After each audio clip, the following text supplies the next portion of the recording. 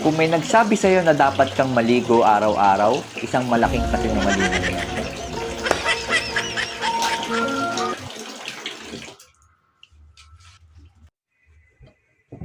Kung akala mong healthy ang mga prutas, pakinggan mo itong sasabihin ko.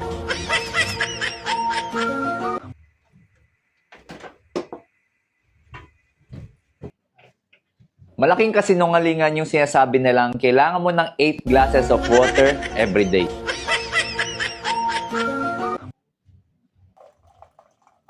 Paano kung sabihin ko sa yung unti-unti mong sinisira ang katawan mo, kakainom mo ng kape?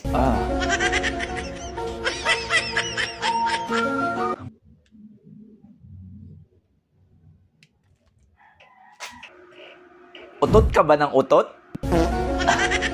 Baka may problema ka na sa kalusugan mo.